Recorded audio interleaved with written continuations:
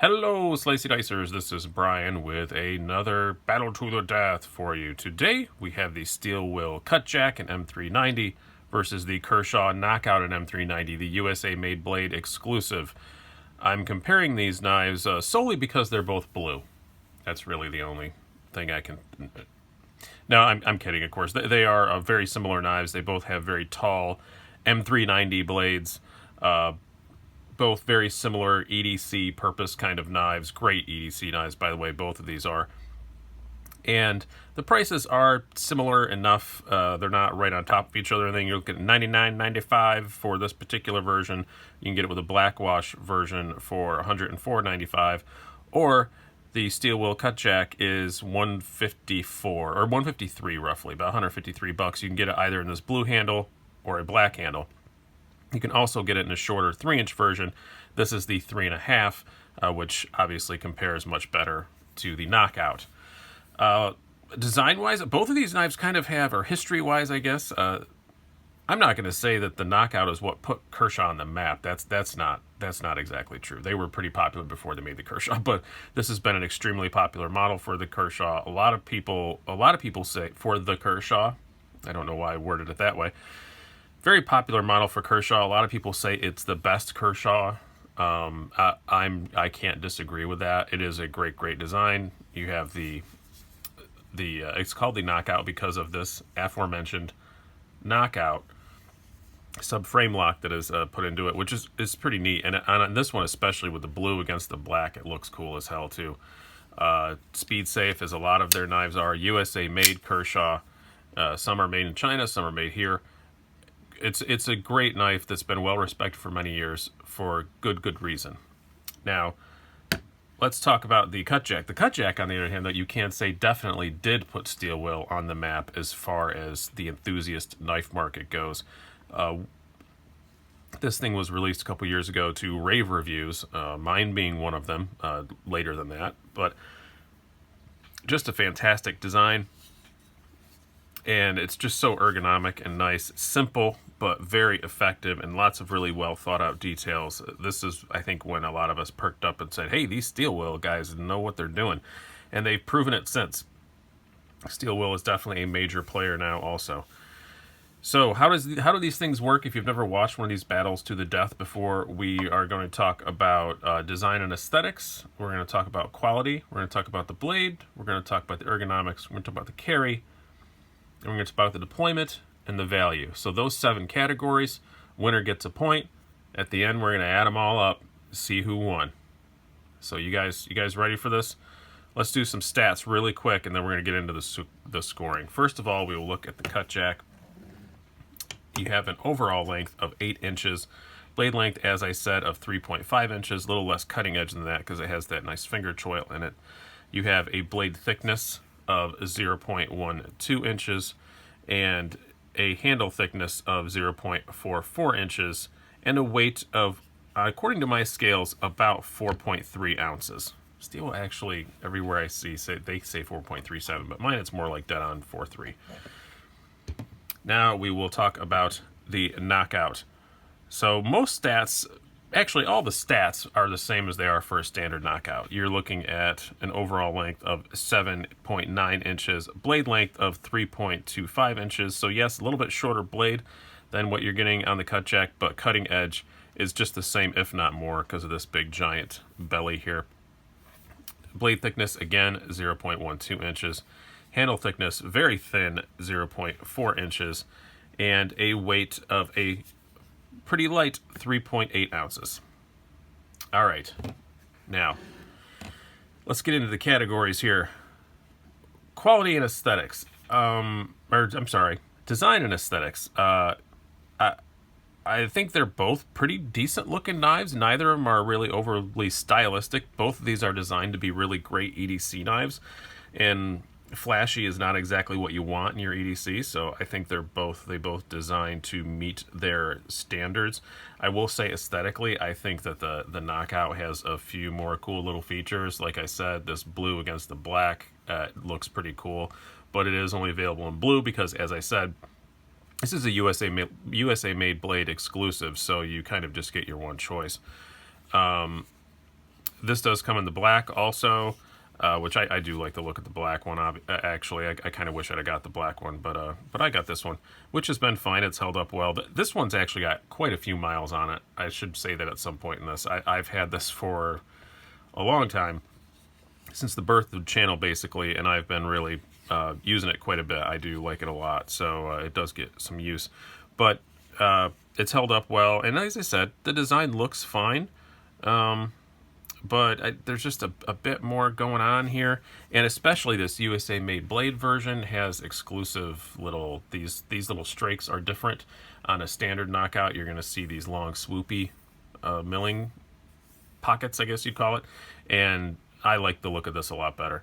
It does work very well for, you know, getting a hold of on the side here when you're doing stuff. There's no top jimping, but you can kind of get over here, which is cool. So I'm going to have to give the design and aesthetics to the Knockout. It is a cool looking thing. It's kind of old school. It's something we're used to seeing. They've been making the Knockout for a lot of years, but I still really like it. There's nothing wrong with the Cutjack's design at all. It's just there's a few more little touches on this, probably mostly because it's an exclusive, really is why. Quality-wise, both pretty well put together. I don't really have any complaints with either of them. I'm just gonna have to give a slight edge to the Knockout. It's just, there's nothing wrong with either of these. Both of them have perfect blade centering. You know, the lockup's good. Everything's fine. All that stuff you'd look for. No sharp edges. No nothing. But there's just a indescribable, just extra little bit of quality feel about the Knockout. And I always lump this in with the quality category. There's Kershaw's warranty. You know, you don't have to worry about anything. If something breaks, they're going to fix it. They're one of the best warranties in the industry. They've been super easy to deal with for me. I've only had to send a couple things back, but they always just immediately, bam, fixed, and it's back. They were really easy to deal with. So, got to give the edge to the Kershaw and the quality. Not knocking Steel Wills. It's great. There's just that yeah, like I said, indescribable little thing where this just feels expensive. It feels like a ZT. It doesn't feel like a Kershaw. So I think normally when you're comparing Steel Will to Kershaw, probably Steel Will is going to win that battle every time. But on this particular one, I think Kershaw gets it. Blade. This one is pretty close. They're both M390. Both really great blade shapes. I do like them both. You get a bit more flat on the Cutjack, which I do like that for sure. You just get a little bit of flat on the Knockout. But the Cutjack is much thicker behind the edge. You're looking at like 30 thousandths versus like 23 or 22, something like that. And this is a higher grind. So obviously, these are both flat ground. So obviously, this is going to be a better slicer, and it is. It's a noticeably better slicer than the Cutjack is. Now it does have that thumb stud in the way, which I kind of wish wasn't even there. We'll get to that in a minute. But it's just a better slicer. They both have pretty good tips on them. I can't really make a distinction there for piercing and stuff like that. Both great EDC blade shapes, but like I said, this is a little bit of a better slicer, and this still has the exact same cutting edge, if not more, than the Cutjack does. So, got to give it again to the Knockout. It's running away so far. Not going to run away in our next category though. Ergonomics. That's a definite win for the Cutjack. I love the ergonomics of this knife. That is one of my favorite things about it. It just fits my hand perfectly. Again, large size glove, skinny fingers. Got this nice forward finger choil. Got this nice jimping. Don't need it because the handle's big enough if you don't want to use it. Ergonomically, this thing is just fantastic. No hot spots. Awesome G10 on these, by the way. They strike a perfect balance between grippy enough for use, but not so grippy it's going to tear up your pants. They nail it with that. The Cutjack, especially this 3.5-inch version, if you never put one in your hand, you should. They're awesome. I mean, this is Spyderco levels of ergonomic perfection. This is as good as a PM2 or a Manix 2 or anything like that, and I can't give higher praise than that because we all know Spyderco nails the ergos. The Knockout is not bad. There's nothing really wrong with it. It's just it's a slippery aluminum. As I said, you can choke up here and use this thumb thing and it's fine. There's no way to choke up. There's no jimping up here, and if you want to move your thumb up, you're pushing against a pretty sharp part here. But I mean, it's perfectly comfortable in the hand. I don't really have a problem with it. And even the slipperiness, I mention it because other people do, but you are kind of locked in here, so it's not really the end of the world. It's fine ergonomically. It's just not as good as the Cutjack. All right, now let's move on to deployment. Again, I'm sorry, carry was the next one. I skipped one on myself. Carry.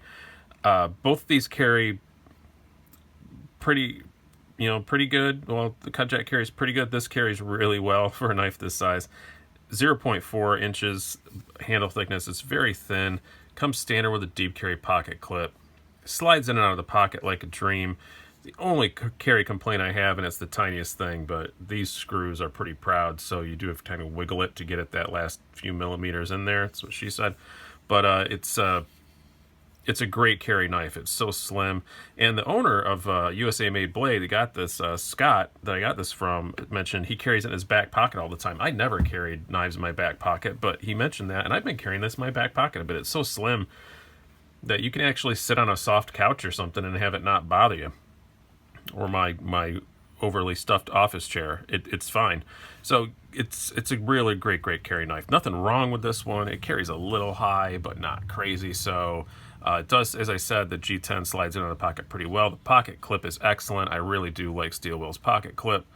But it's just not as good as this. And it's also almost, what is it, half an ounce heavier. So if you can tell the difference between half an ounce, you may notice that that's a little heavier. Now we'll go on to the deployment. The deployment is a runaway clear win for the Steel Will, primarily because the Knockout is assisted. I wish it wasn't. That doesn't bother me as much as it bothers some people. As assists go, the Speed Safe actually is okay. It's still easy to shut one-handed and all that stuff. There's not so much spring tension that you can't push past it.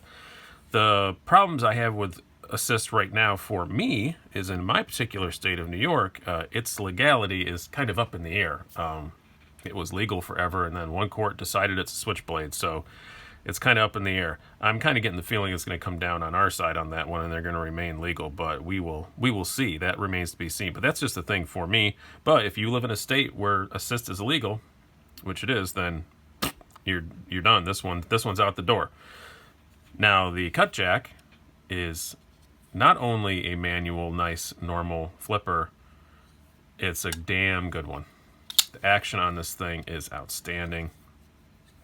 Always has been since the day I got it, and like I said, I've put some time on this thing. Bearings have held up well. It's gotten dirty. It's gotten filthy. It's been used, and still really good. If anything, right now, it needs to be oiled again because the last time I carried it, it was dropping even freer than this. It's just an awesome action on these all the M390 Steel Wills, not just the Cutjack. They all have great action. It's just so smooth. And it's a manual instead of being assisted. So easy, clear win on the deployment and lockup and everything to this. Well, lockup, this is probably a little better. Lockup, I have to say, is a frame lock. That's nicer. I didn't want to point that out. It's a frame lock. If you're going to do something heavy duty, I prefer a frame lock to a liner lock, sub-frame lock. But you know what? I've never had a liner lock fail on me, so I don't do crazy stuff with my knives, but I've never had a liner lock have any problems at all. Now, value, gotta say the Kershaw. That said, this isn't exclusive. At the time I'm putting this up, I checked right before I hit upload. It is, or I'm going to check right before I hit upload. If I'm wrong, I will correct this statement somehow. They are still available. This is a limited run, but it is an exclusive. It's not a sprint. So if they sell through all of them, USA Made Blade is free to order more of them.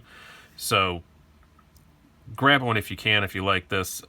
So that said, I would have to give the value to this because it's $99.95 versus $153. So you're getting M390, you're getting comparable materials, you're getting the nice G10 on this, which for a user you may care about more versus aluminum on this. Aluminum's gonna be slipperier, it may scratch up, but this is such a good value. Kershaw's M390s, when they do them, when they come out in these little batches every now and then. They did it with the Dividend, they did it with the Link. They're awesome. They're so cheap. They're between $80 and $100. So jump on them when they're available, because that is a smoking deal for M390. This is also a smoking deal for M390. When none of the Kershaws are available, this is probably the second best value you can get in the industry for M390. But yeah, this is made in the USA, if that matters to you. That's something people consider a high value thing. This is made in Italy, a US based company, but they make this knife in Italy.